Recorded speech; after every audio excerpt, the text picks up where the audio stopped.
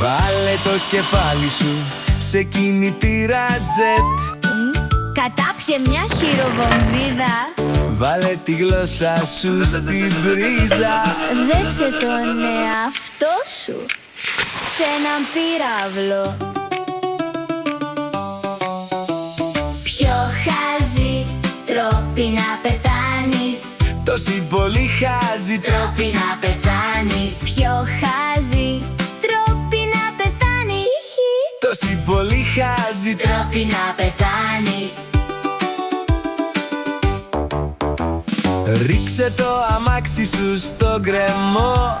Πάρε έναν υπνάκο στο ψυγείο.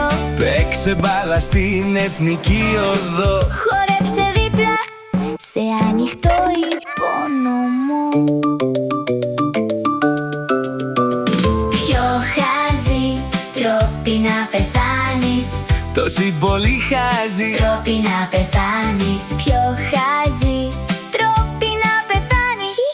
Τόσοι πολύ χάζι Τρόποι να πεθάνεις. Στέγνωσε τα μαλλιά σου στη μπανιέρα.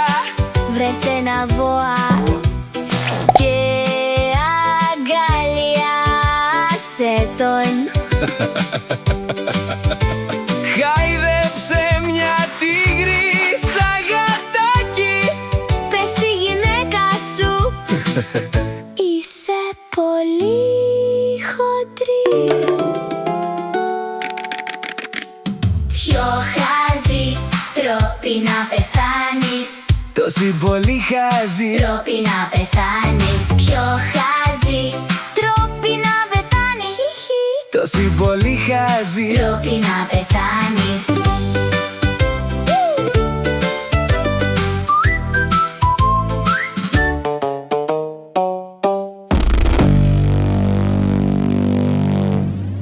Η ζωή είναι εύθραυστη, γι' αυτό μην κάνεις ανόητες αποφάσεις. Ένα μήνυμα από τους υπέροχους ανθρώπους της Right Arm Productions. Λοιπόν, εξακολουθείς να πιστεύεις ότι είναι εντάξει να με αποκαλείς χοντρή? Συγγνώμη, λιπαράκι μου. Η συγνώμη δεν αρκεί.